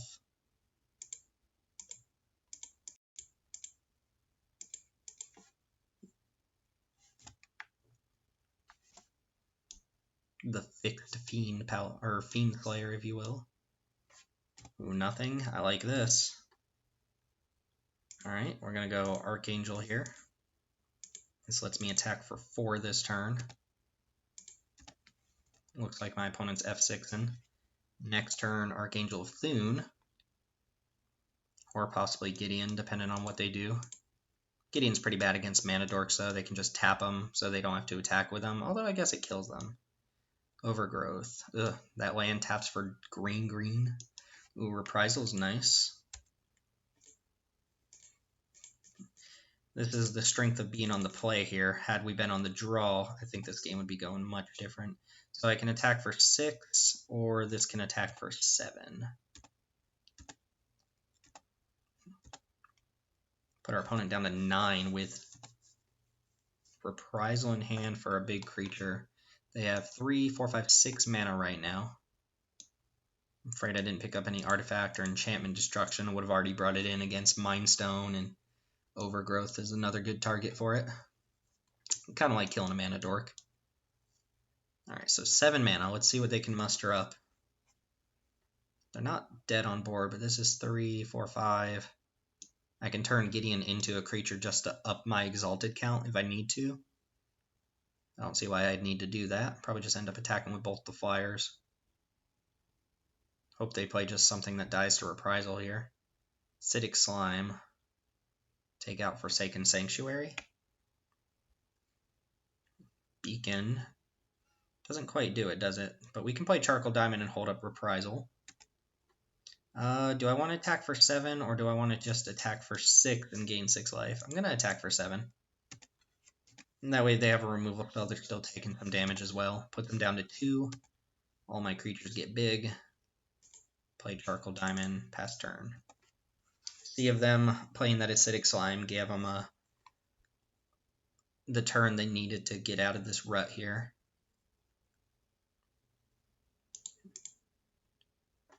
So we're being a curve out deck really favored us. Hushwing Gryff would be really nice against this opponent too, but I didn't grab it. I do tend to like cards like Hushwing Gryff quite a bit. My opponent has 3, 4, 5, 6, 7, 8 mana to play around with here and 4 cards in their hand. They need to deal with both of my flyers, and Banisher Priest is also lethal. Here, this looks like Genesis Hydra trying to hit something. Genesis Hydra for 6. Soul of Zendikar has reach, but it doesn't do it. And they can't... Vengeful Pharaoh? Wow. Phyrexian Rager. Yeah, so they just get Soul of Zendikar here. And I think that's game. And they put a big reach creature on board. They add 12 power to the board, but I just attack with both flyers and they're dead, so... No point giving them their Arbor Elf back in case I'm missing something.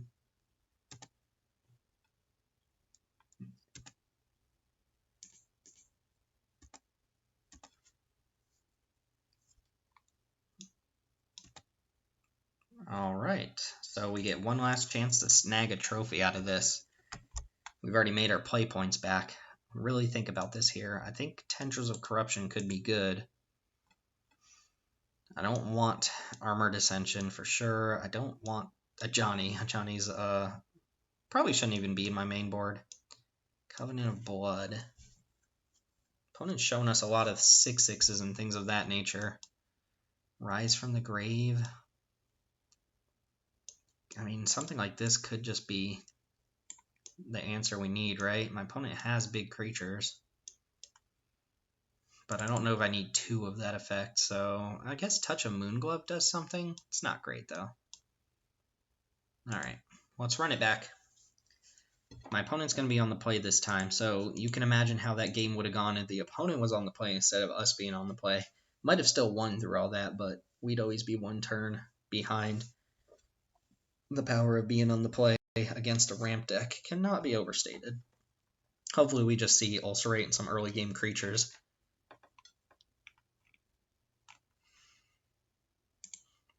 And yeah, we'll see what happens. Alright, so Revoker can stop a Mana Dork. We can name Birds of Paradise or Mindstone or something like that. Opponent went down to 6 and scry to the top. Alright, starting off with black mana. Alright, we'll go ahead and run out Plains and just pass the turn.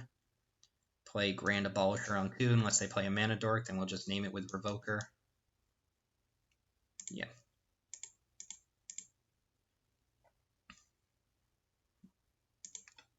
Let me double check well, too late now, but okay, so we're back. I played Druid, or I played Phyrexian Revoker, and it crashed my client. So I guess I accidentally named MTGO, but we should be back on track here.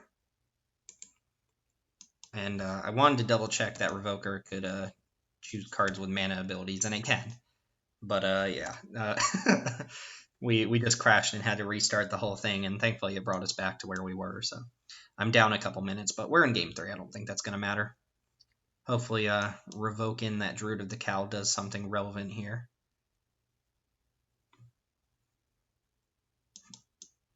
Revoker's not a card I tend to like very much. We also saw Pithing Needle, which is probably a nod to the Planeswalkers. There aren't a lot of effects in core sets that just straight up kill Planeswalkers, so I guess they do need to put effects like this in to make sure that every deck has a fair chance against Planeswalkers.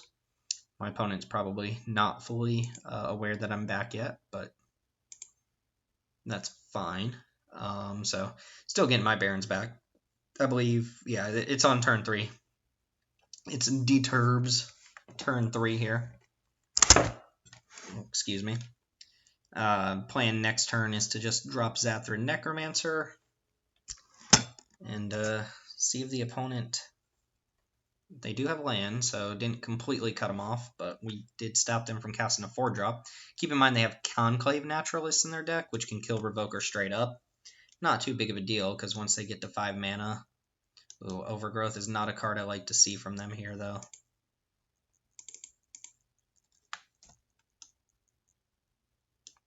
And just ramps them way ahead. They can get down a Grave Titan now out of nowhere. 3, 4, 5, 6 mana, yeah. Gravy Titan? That would be really bad. Okay, Woodland Bellower is not too bad. This can get... Last time they got Elvish Visionary? If that's the worst they get, that's not the worst for us. And that means they don't have a Grave Titan in their hand.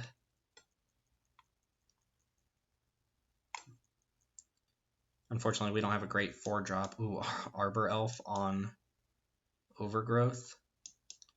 Can't cast Vampire Nighthawk. That would have been pretty good to put on board here. So we'll go ahead and drop Abolisher and see if Gideon is enough to get us out of this game. Probably block Woodland Bellower the first time. Was that their Necromancer? Our life total might matter. No, I'll take 6 the first time, but we'll see what else they do this turn. Grand Abolisher does stop them from using mana abilities on their turn. Just Arbor Elf. It doesn't stop them from using their lands, though. Hopefully this isn't like a huge Genesis Hydra. No, they would have tapped out. Oh, Disciple of Bolas. Probably going to sack Druid here.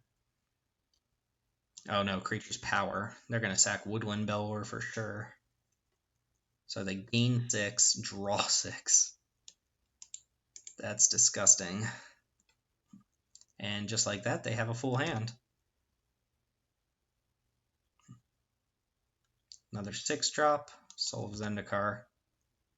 Alright, this game is very quickly getting out of hand. We'll drop Archangel. Do I want to Gideon this Arbor Elf? 1, 2, 3, 4, 5, 6, 7, 8, 9, 10 mana. Yeah, cut him off at 3 mana since I just drew 7 cards. It's not great. They're still going to be able to cast 1 to 2 big things a turn. Cutting him off at 3 mana seems important there. Keep in mind this can also just pump out 5 or 3 3s.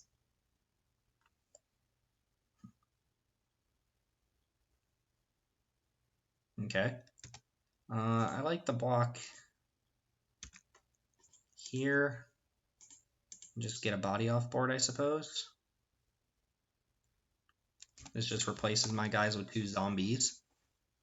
Keeps this at 3, so it can -2 and kill Soul of Zendikar. Oh, they come in tapped. I didn't know that. I guess that's worth noting.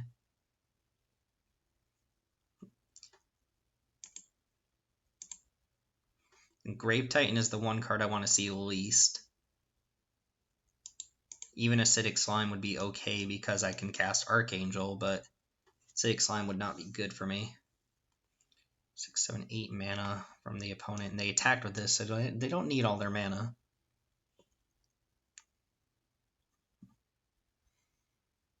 Uh-oh. Uh-oh, don't do it. Don't slow roll me. Liliana's Spectre. Discard the planes here. I was not expecting Liliana's Spectre. This is just going to go ahead and pop right here. What? Oh, they're going to pump out a 3/3. Okay. So opponent's just eking as much value as they can out of that. Means I can't attack this turn either.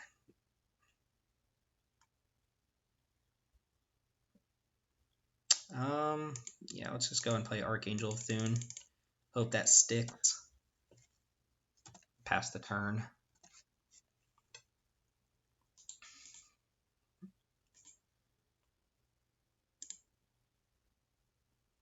Hope they don't have a way to kill this Archangel. If they do, I'm pretty far behind. Alright, Mind Stone's not the worst. They're going to crack it right away. Wow. I mean, they could draw into Grave Titan here, but I might be able to beat a Grave Titan with Archangel. Granted, I'm at 14, so maybe not. They're at 26. When did they gain life? Alright, Disciple gained him 6. Oh, they drew Grave Titan off the top. That's ridiculous. Swamp helps. Alright, so make Gideon a 6/6. Now we'll just make Gideon everything attack Gideon next turn, which is relevant. Play this so that it gets pumped from the Archangel. And we'll just jam here. So this is really going to be an Archangel versus Grave Titan kind of match. And thankfully some of my creatures can eat some of their creatures here, because everything has to attack Gideon. I'm going to lose Gideon, I believe. Yeah, Gideon is dead. Or maybe Vampire Nighthawk blocks Grave Titan. Let's see what they play first. Genesis Hydra for a lot. For 8 this time. I think this can only get permanents, right? Yeah. Alright, so Gift of Paradise, Garruk. That's really bad. Yeah, I think Garruk's going to seal it here. Because Garruk kills Archangel. Oh, man. Yep. Oh, that can just straight up kill Gideon.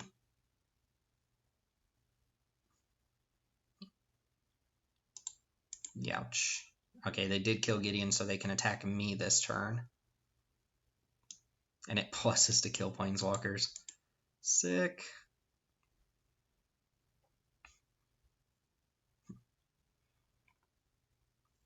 Ugh.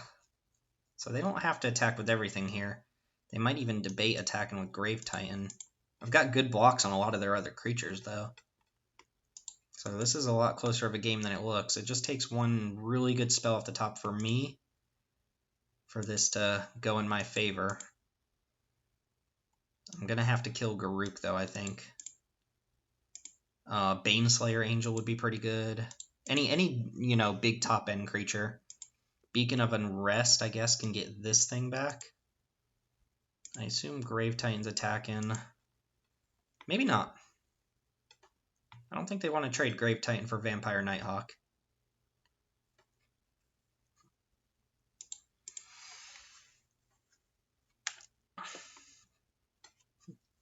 Opponent's down to 3 cards in hand. And we know it's none of these. Oh no, they shuffle with Genesis Hydra. Yeah, Grave Titan's their only good attack here. And if that attacks, do I block with my 2 zombies? Because I can trade here, have 2 4/4s, or I can go block, block, then these both have to attack Garruk, or maybe I just attack my opponent. I think I'm supposed to go just block here. And then Beacon of Arrest is probably my best draw. Languish. Oh, Languish is fantastic. It kills everything except for Genesis Hydra. And my zombies will actually get to survive. Languish was awesome. So this can attack Garruk now.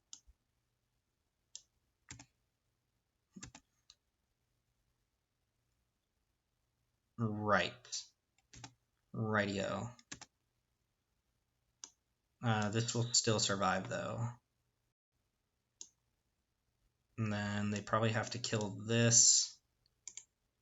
Do I even Languish here, then? I don't think so. This is gonna kill this. No, I think I'm supposed to Languish and untap with the 5/5s. Although I can get this up, but they're gonna kill Archangel of Thune with this anyway. Then it'll be my 2 zombies versus Genesis Hydra and Garruk on 3. Alright. I don't love it. I forgot they could just block with the flyer. Yep, so there goes the snap off Garruk. And they gain a bunch of life. They gain 7, so they're at 30.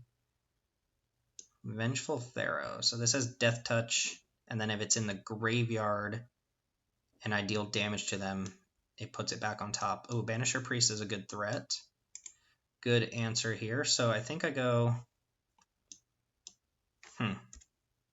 Read this again. Whenever combat damage is dealt to you or a planeswalker you control, if it's in your graveyard, destroy target attacking creature, then put it on top. It's really annoying. I'm going to cast Banisher Priest, but what do I get rid of? If I get rid of Genesis Hydra, I think I get rid of Vengeful Pharaoh and just suicide one of my zombies into Garruk. upside is that if I get rid of Genesis Hydra and they get it back by killing Banisher Priest, then, it's just a big thing. Maybe I can play around this Vengeful Pharaoh, though.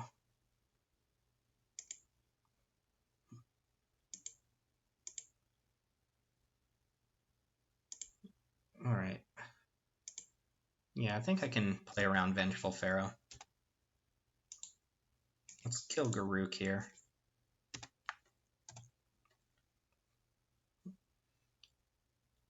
Alright, so we'll have to keep in mind this is in their graveyard.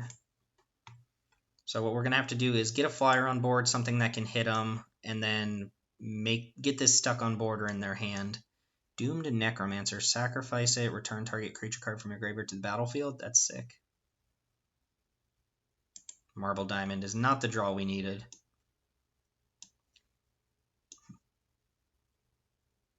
So they're going to get their stupid Grave Titan back. And if we attack, they get their Vengeful Pharaoh back as well.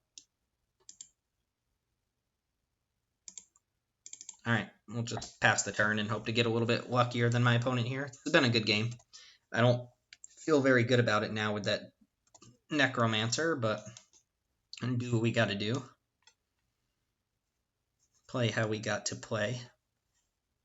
I assume they just get Grave Titan. Could have really drawn Beacon of Rest last game, or last turn, so I can get it back, but I could see Beacon getting back like Archangel or something like that. Be pretty decent. Alright, they can activate this anytime. Yeah, we're not doing so hot now. Alright, so here comes Grave Titan. Could even get Soul of Zendikar, but that seems just worse than Grave Titan. Fortunately, drawing 2 mana sources back-to-back was pretty bad for us. Yep, we are going to trade both of our creatures for the Zombie Maker and hope to get lucky. Still Beacon of Unrest would be good. Not going to lie. See if they have yet another way to get that guy back. Look. Topin Freeblade. Wonderful. Not quite what we wanted to see there, eh? Sun Titan would be a relevant card here. Not super good, but pretty good. Do you think I have to just trade my dude for a dude? Yeah, I want to stay alive as long as possible. Weird that they left one back because Topin Freeblade just dies to the Vengeful Pharaoh. Murder. Okay. Murder a zombie token, I suppose. Yeah. Yeah, again, we're just trying to play the long game here. Sucks if my opponent plays a big creature, but... Reanimation. Beacon of Unrest. Beacon of Unrest. I hate you, deck.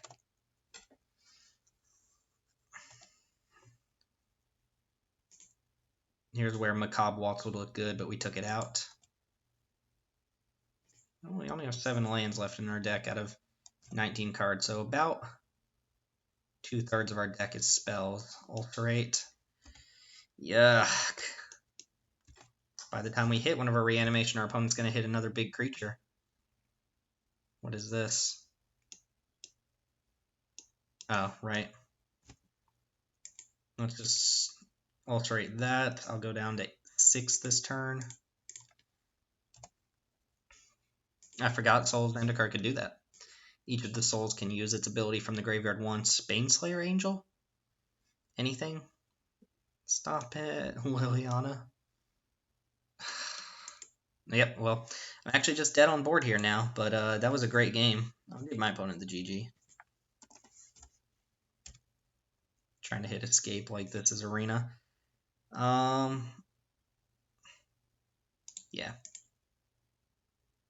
Dang.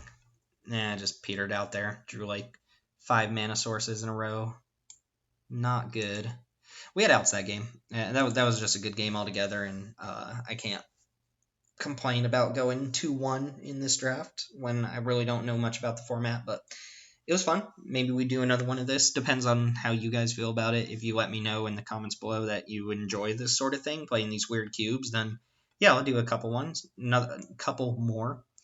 If you prefer that I just stick to Guilds of Ravnica while it's online, then let me know. Your feedback, pretty important here. Kind of determines where I spend my play points and my tickets and stuff. But I enjoyed that. Saw some new cards I haven't played with. Thought I was